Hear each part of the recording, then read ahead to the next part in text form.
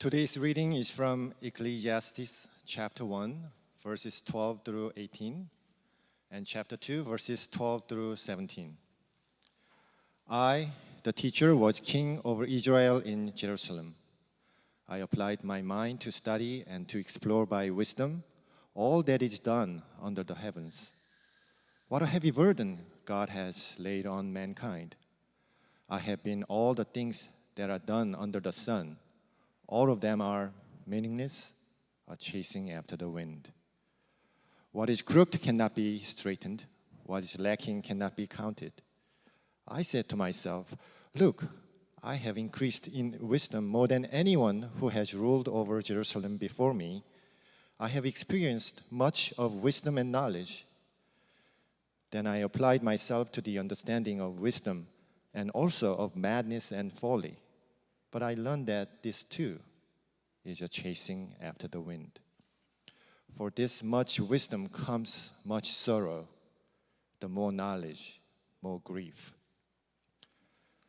Then I turned my thoughts to consider wisdom and also madness and folly. What more can the king's successor do than what has already been done? I saw that wisdom is better than folly, just as light is better than darkness. The wise have eyes in their heads, while the fool walks in the darkness. But I came to realize that the same fate overtakes them both. Then I said to myself, the fate of the fool will overtake me also. What then do I gain by being wise? I said to myself, this too is meaningless. For the wise, like the fool, will not be long remembered. The days have already come when both have been forgotten. Like the fool, the wise too must die. So I hated life because the work that is done under the sun was grievous to me. All of it is meaningless, a chasing after the wind. This is God's word. Thank you. How's that for a summer read? Chasing after the wind. Just to kind of reinforce what Drew said about this starting at 10:30, having one service, going into the fall. I know that before the pandemic, we had 3 services. We were spread over different times. But the main reason that we're doing that is because we need to just be together in the same space as often as possible and heal with one another. You may have seen Adam Grant had a op-ed this morning in the Times about one of the emotions that is sorely lacking is not just personal joy, but corporate joy. And so that emotion is a powerful thing. And so we're going to start the fall together, singing and worshiping at 10:30 at the same time so that we can see each other as often as possible. Use the building throughout the day, in the evening to do that as well. But that's the thrust of the decision. We'll obviously adjust as more people show up over the course of the fall and the year, but we want to start together to reweave ourselves as a community, as a family. So looking forward to that, not just on August 1st, but throughout the fall. We are spending the month in this summer read exploring this book of Ecclesiastes, which is one of 3 wisdom books in the Old Testament, along with Job and Proverbs. And the book, as you've just heard, is one that addresses this universal search. It isn't just a religious, spiritual, Christian search for meaning in this life. And if you think about our cultural moment, right, it's a search that has taken on a new urgency. David Brooks last year wrote this article that described our current situation as our political, social, and moral order is dissolving in front of us. The point of it being that the ties that used to bind us, whether they are civic or institutional in churches or the government, they're fading. And so our ability to have a shared sense, a vocabulary of what does it mean to be human? What is the meaning of life? This quest is making it so much harder now. And frankly, a lot lonelier because we're on our own trying to figure out who am I and why am I here? And so we need wisdom, and that's what one of these books give us. And wisdom in the Bible, you see wisdom shows up 11 different times in this passage alone, isn't just your IQ. It isn't just how much knowledge you have. The Bible assumes that life is moral, that there are right and wrong ways to live. And so in the Bible, it's the wise life is a life that cares for others, that listens with humility. It's really a practical holiness in your daily life of how you see and care for others. And so this is why in verse 13 in chapter 2 that was read, you can say, I saw that wisdom is better than folly, just as light is better than darkness. You see this in the book of Proverbs, that to live the wise life, according to the Bible, is like walking in the light as opposed to stumbling around in the dark. You will have, in the long run, a happier, better life if you leave and live a life of wisdom. And that's what this writer tried to do. That's what he says in verse 17, right? I applied myself to the understanding of wisdom, and he lived a life that was happier than other people. But Ecclesiastes, right, comes at us with a blunt honesty.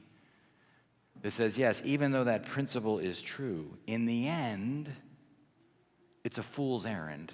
That's verse 18. Even in the end, when you accumulate all this wisdom, for with much wisdom, verse 18, comes much sorrow, and the more knowledge, the more grief. And so, Joel talked about this last week. It begs the question, what is this book doing in the Bible, which is the ultimate once upon a time and happily ever after? How did it get in there? How is it this nihilistic view of the world? How does it fit into the Bible? And the key is verse 13, this phrase that comes up over 30 times in this book of Ecclesiastes, and nowhere else in the Old Testament. It's life under the sun is a chasing after the wind. And life under the sun is what you would think. It's life in this world. It's the closed system. It closes off from any kind of transcendent God and meaning. And that, the writer of Ecclesiastes says, if you pursue that kind of a life, it's a fool's errand. It's meaningless. It's a chasing after the wind. And so he echoes what another wise prophet would say, who we'll get to at the end of the sermon, once said, what good does it do to gain the whole world and lose your very soul? It's meaningless, in other words, if it's life under the sun. So we're looking at the various case studies in which we, as humans, typically pursue to try to find meaning. Last week was nature. Today is kind of knowledge or education. Next week is, I think, work. Is that right? Is work next week? Yeah, and anyway, and pleasure. Work and pleasure. Those are the things that we use to pursue and say, we will find meaning and purpose in these things. And so today we're going to talk about one that has a lot of resonance in a place like New York City, the best and the brightest. People come here to make it. You get all these degrees. You excel in all these things. And if we can just apply ourselves, verse 13, and become more advanced as a society, we will crack the code. We will make the crooked straight. We will fill what is lacking. And we will find the meaning of life and true joy. And as I was thinking about it this week, just reflecting on this particular case study, what is true of the whole book of Ecclesiastes, and then what makes this ancient text so relevant in our modern situation is his approach mirrors exactly what is going on in our culture today. It is just exactly what's happening because, like what Brooks was saying, we're living in this cultural moment that some have described as an age of deconstruction, in which all the old narratives, all the ideologies, all the things that we assumed were the way the world works are completely being dismantled and challenged and questioned and reduced. And say, why do we believe what we believe? Is anything that we've ever believed true?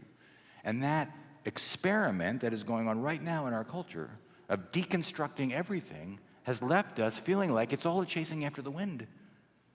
That everything is ultimately meaningless.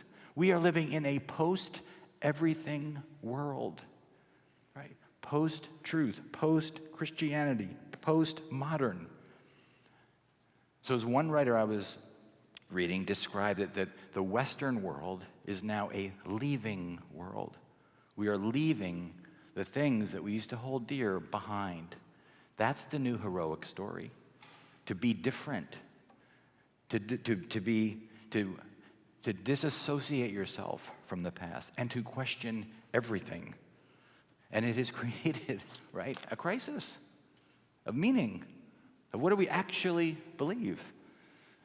And some of those crises, frankly, are good, right? Because the stories, maybe, that we have told ourselves, for example, in this country, about our history, have then sometimes been sanitized about the people who were here first, who were forced off their lands, or the people that we enslaved to help work the lands. So some of the dismantling and some of the deconstruction and some of the looking hard at what we understood our story to be is important. But in general, it is a terrifying process, because to dismantle everything in the end is to have no meaning about anything. There are no institutions or moral authority in the world, so you have to find it on your own. It's like the book of Judges. Like you read in the Bible, the book of Judges, remember the very last line? Everyone is doing what they thought was right in their own eyes. And that is a world that in the end is meaningless. So we have been forced, right, to say, why do we believe what we believe? And that is exactly what the book of Ecclesiastes has done. It is a deconstruction of the world. But the reason that it is in the Bible is that it is because it is a redemptive deconstruction. It is not a nihilistic or pessimistic or antagonistic deconstruction, which is what we have now. It fits in the larger context of the scripture because it is a redemptive deconstruction. And so I just want to look at two ways in which why that is true, based on the case that he makes in these verses about, can you find meaning in your pursuit of education in the empirical world? And that ultimately points to the love that we need. And that love is shown in his response to the fact that this is a failed thought experiment. He has this emotional revulsion to the fact that even chasing all this knowledge has left him not just vexed, as we'll see, but grieved and sorrowful. So how does that happen? That points to the love that we need. So let's just first look at the case that he makes. He tests the theory that we can crack the code if we can just build a better mousetrap. And he talks about himself, right? He applied himself to wisdom. In verse 16, he turns his thoughts to wisdom. Chapter 2, verse 12, it seems like verse 16 that he's bragging, right? But the reader of these texts in the ancient time would have known that what he was saying is he's putting himself in the position of a king and a philosopher and a teacher. And they had access to all of life, including the academic world. And his point is, if I can't figure this out, with all of my knowledge and learning as the king philosopher, no one can figure this out. He's like the ultimate Renaissance man, like Jefferson or Plato. Like if they can't crack the code, I can't crack the code. So that's what he's doing. And so getting back to how that ancient text connects to our current crisis, what he's doing is an ancient version of what the modern world has called the Enlightenment Project. And the Enlightenment Project is the last 200 or 300 years in which was a belief that all of our unhappiness, distress, poverty, violence, injustice, all the things that are crooked, all the things that are empty, can be solved through enough research, enough education. If you just give us enough time, we will be able to crack the code. And perhaps the most telling creed of that faith of the Enlightenment Project came out in the book Enlightenment Now by Steven Pinker, in which he put it this way: there can be no question, he wrote, of which was the greatest error for our culture. And the answer has to be today, until, he says, it'll be superseded by tomorrow. That is the belief, that is the creed of the Enlightenment Project. We will figure this out under the sun. Just give us enough time, give us enough science, give us enough education, and we will crack the code. It's just going to get better and better and better, and eventually we will find meaning under the sun. We will find joy. We will solve the injustices of this world. We will cure all the diseases. We will heal all the relationships. We can do it. We can figure it out.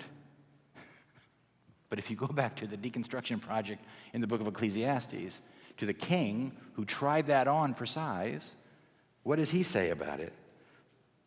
In much wisdom, this is verse 18. You can read it, right? With much wisdom comes much sorrow, and the more knowledge, the more grief. In other words, it didn't work. I'm the smartest guy in the world, he said. I have access to all the resources in the world. I applied myself to it. I dove into the project, and it didn't work. It didn't solve all the problems. And he has this deep distress, that's what the word means, and disappointment over the fact that it didn't work. This ancient Enlightenment project failed. And what about today? Well, there's this guy, for example, named Thomas Nagel, who's an atheist, a philosophy professor right here at NYU. And several years ago, I was walking through Barnes & Noble, and I pulled out this little book called Mind and Cosmos, which I got about 2/3 the way through because I am not this guy, and I couldn't figure out what he was saying. But for the most part, it's heresy against the Enlightenment project. And this is what he says at the very beginning of his book. Humans are addicted to the hope of a final reckoning, right? We can figure this out. But intellectual humility requires that we resist the temptation to assume that tools of the kind we now have are in principle sufficient to understand the universe as a whole. That's just a nice philosophical way of saying, we can't figure this out. We're no smarter than the person who wrote this book. He goes on to talk about, to think that somehow we're going to crack the code and Aristotle couldn't is hubris. And that he goes on to say the world is such a fascinating and awe-inspiring place. To think that physics and philosophy are going to crack that code is complete hubris, and it's a chasing after the wind. So he created a heresy in the middle of the people that he was supposed to, because he says, look, after 300 years of the Enlightenment project, what did we get for those 300 years? Slavery, Auschwitz, apartheid, child pornography, opioids, none of which can be explained or eradicated by a PhD, by the best and the brightest. We can't figure that out. It was he deconstructed it. And it's not redemptive, by the way. It feels very nihilistic. Andrew Sullivan, in reflecting on this, some of you know him, he wrote an article right about the time that Pinker's book came out and says, the world is better, but why are we so miserable?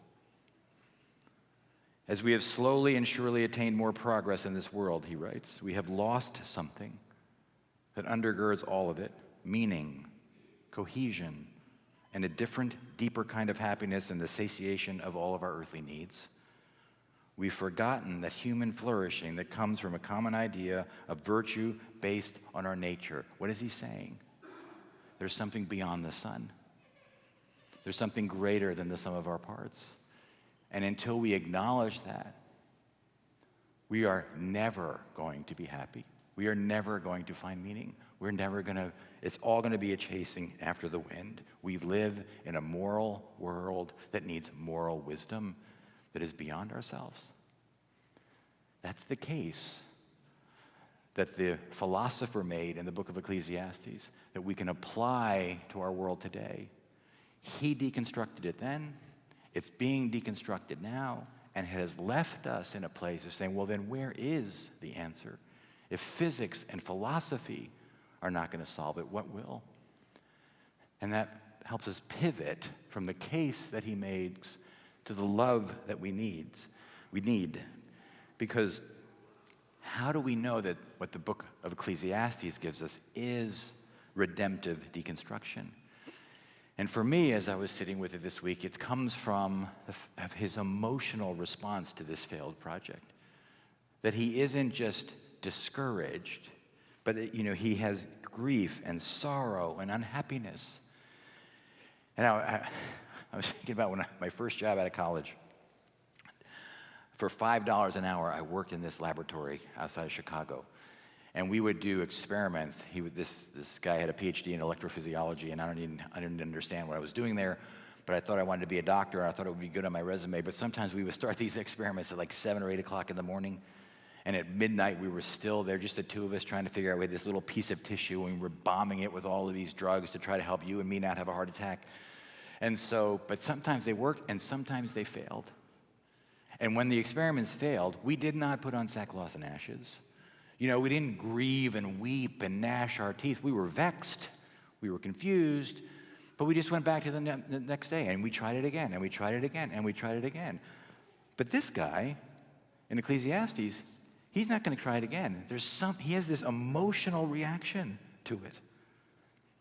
And to me, listening to his emotions is the key to understanding why this is redemptive deconstruction, because the emotional response that we have when we see the world that is crooked, when we see pain in the world, when we see injustice in the world, when we see broken relationships in the world, when we see people dying that we love, we grieve over it.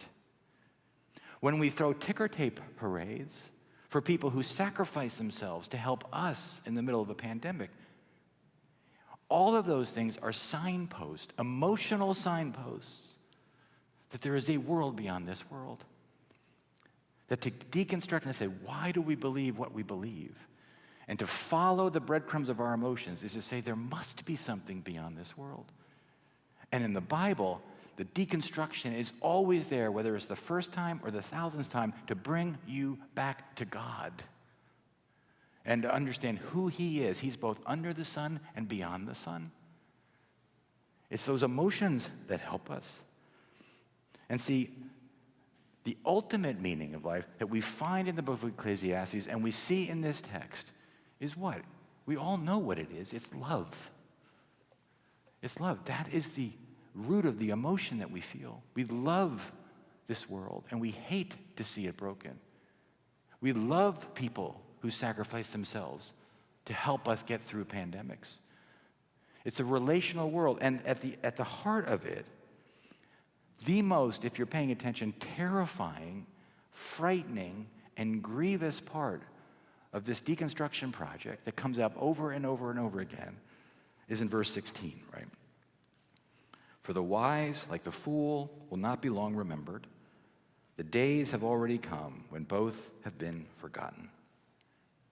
Now, why does that land on us so heavily?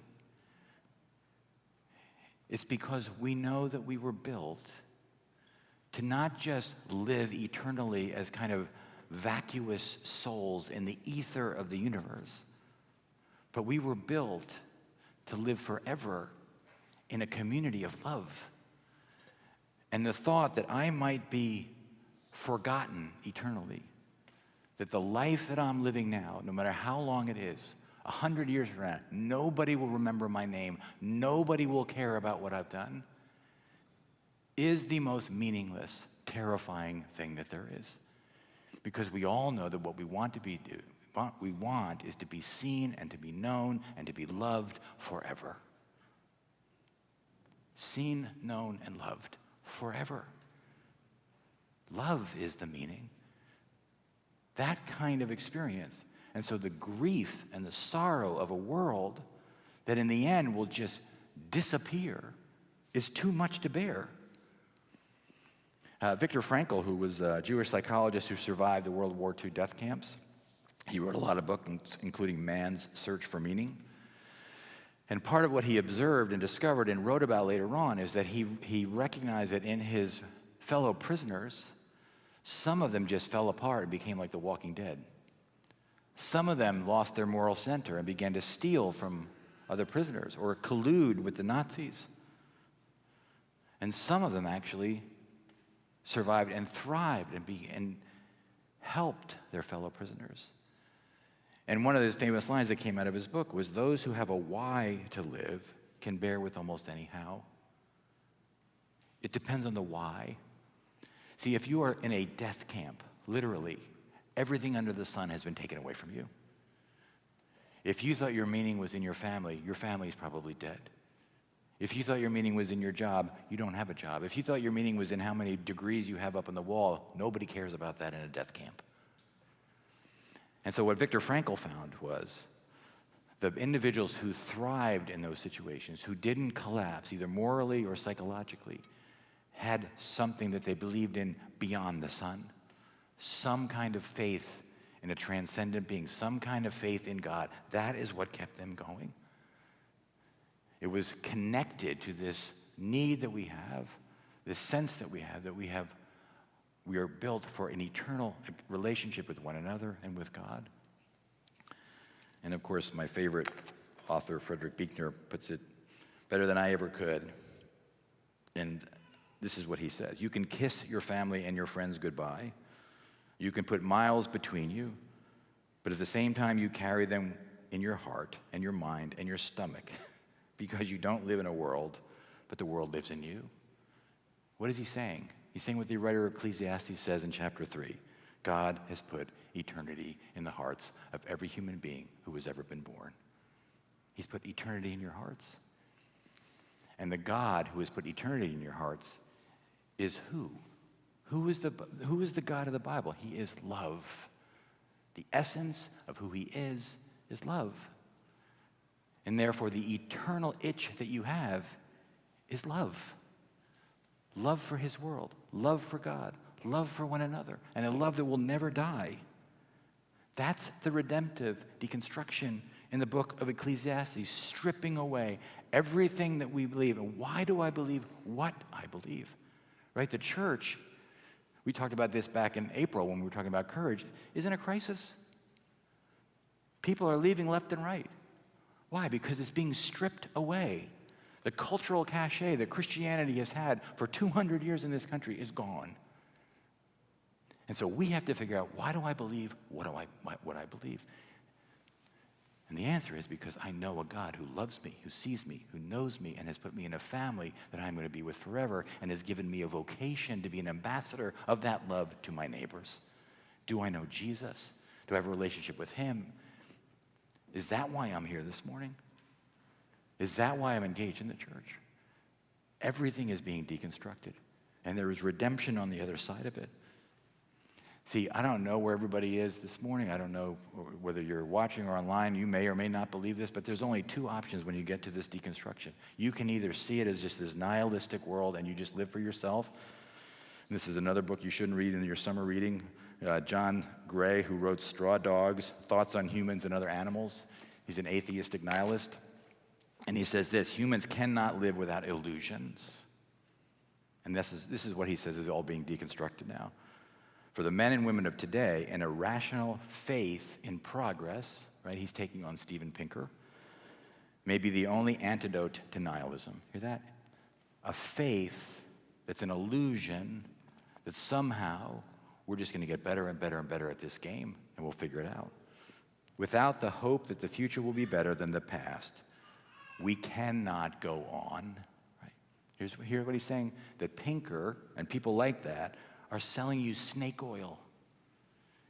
It's just a humanistic version of a tent revival, because there's nothing beyond the sun. And get used to it. But we need the illusion of progress. Or, so that's one version, or the Bible's version is that pain in this writer, the pain that you feel points to the possibility of another world.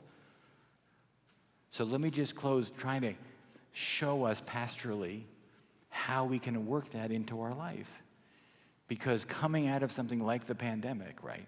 Many of you here in person or watching online, there's a lot of pain, there's a lot of anger, there's a lot of doubt, there's a lot of bitterness.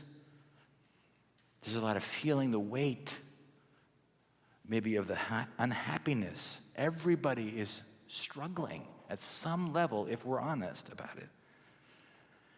And as I was thinking about it, it was a reminder that one of the other wisdom books, Job, is not just a book for some people who are struggling with very specific types of suffering. The book of Job is about all of us. Because all of us, in the end, according to the writer of Ecclesiastes, we lose everything. We're all going to die. That this existence that we love is going to be taken from us.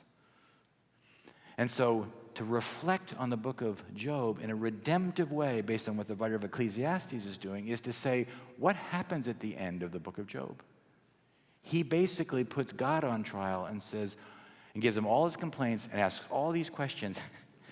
And then you remember what God does? He doesn't say, well, you know what you need? You need a 10-week seminar on the meaning of life. Or I've got the perfect podcast for you.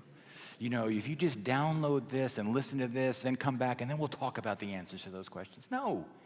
He says, were you there when I created and looked at the first sunrise? Were you there when I created the foundations of the world? Now, what is he doing? It sounds like he's crushing him. And in a way, he is deconstructing Job, right? He's putting him in his place. But you know what else he's saying? I was there. I am here now. And I will always be here. And that sunset and that world that I created, it was good. And I did it because I loved you. And that I can't give you, and I'm not going to give you an answer to the question of the pain that you feel in this world in which you look at the crookedness of it and you can't be fixed. Because that is beyond your pay grade. But I can promise you that I was there, I'm here now, and I'll always be here. And in the Bible, when you read, whether it's Abraham or Moses, right, and they're given these responsibilities and being thrust into a world of chaos, the one thing that they say over and over again, I'm not going unless you're going with me, right? We got to do this together. It's the presence of God. Henry Nouwen said, getting answers to my question is not the goal of the spiritual life. Living in the presence of God is the greater call. Right? Think about it, because we're so driven by getting the answers to the questions. Getting answers to my question is not the goal of the spiritual life. It's living in the presence of God, which is the greater call. And this is where we come back to that sage that I mentioned at the beginning. His name is Jesus. He's the one who says, what good does it do to gain the whole world and lose your very self? This is how the book of Ecclesiastes fits into the greater story of the Bible, because at the heart of the story of the Bible is this great prophet and priest and king named Jesus who comes in.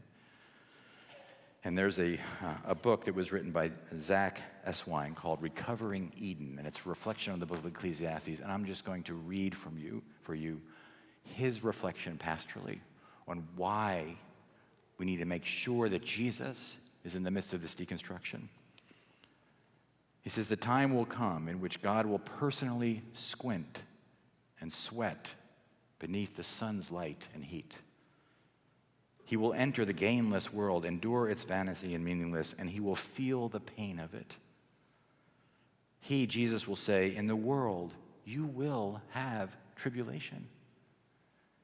He will say to you, the poor you will always have with you. What is he saying? This is the world. This is the broken world.